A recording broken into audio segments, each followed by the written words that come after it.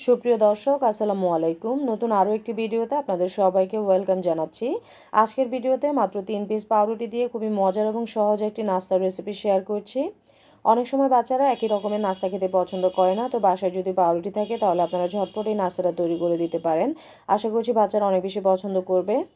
নাস্তাটা তৈরি করার জন্য আমি এখানে 3 পিস পাউরুটি নিয়েছি। আমি মিডিয়াম সাইজের পাউরুটিটা ব্যবহার করেছি, তবে আপনারা যদি বড় সাইজের পাউরুটি নেন সেক্ষেত্রে 2 পিস নিলেও হবে। এখন এই পাউরুটির টুকরাগুলোকে আমি হালকা একটু পানি দিয়ে 2-3 মিনিটের জন্য ভিজিয়ে রাখবো, যেন এগুলো ভালোভাবে নরম হয়। তবে খুব বেশি পানি আবার দেওয়া যাবে না, তাহলে ডোটা তৈরি করার সময় এটা অনেক বেশি নরম হয়ে যাবে। আর অন্যদিকে একটা মিডিয়াম সাইজের আলু এবং একটা ডিম সেদ্ধ করে রেখেছিলাম। এখন এই আলু এবং ডিমটাকে ভালো করে একটা গ্রেটার দিয়ে গ্রেট করে নিচ্ছি। হাত দিয়ে মথে নিলেও হবে, তবে গ্রেটার দিয়ে গ্রেট করলে মিশ্রণটা অনেক বেশি মিহি হবে।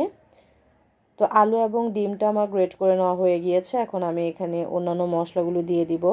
প্রথমে দিয়ে দিচ্ছি 1/4 কাপ পরিমাণ পেঁয়াজ কুচি, 1/4 কাপ পরিমাণ ধনিয়া পাতা কুচি, আর দিয়ে দিচ্ছি কিছু কাঁচামরিচ কুচি। চাইলে এখানে কাঁচামরিচের পরিবর্তে চিলি ফ্লেক্সটাও ব্যবহার করতে পারেন, আর ঝাল আপনারা নিজেদের পছন্দ মতো দিয়ে দিবেন।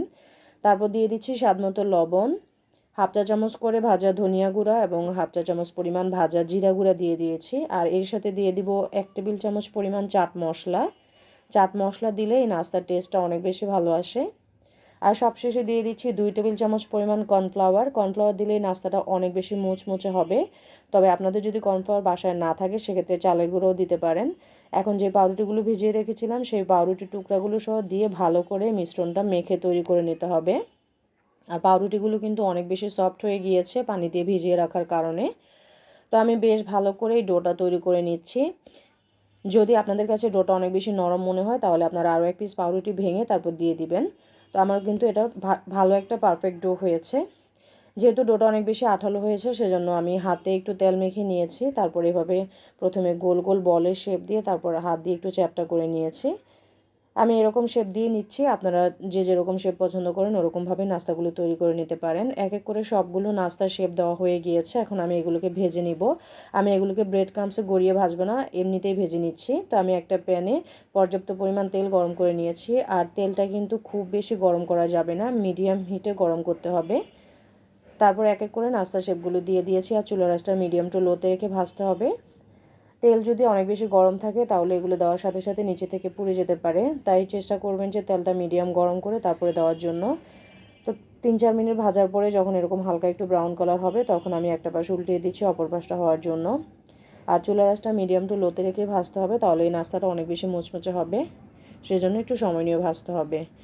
তো অপর পাশটাও যখন এরকম ব্রাউন কালার হয়ে আসবে, আমার কিন্তু দুটো পাশই সুন্দরভাবে ভাজা হয়ে গিয়েছে। এখন আমি তেলটা ঝরিয়ে তারপর এক এক করে নাস্তাগুলো তুলে নিচ্ছি। নাস্তাটা ভাজা হয়ে গিয়েছে।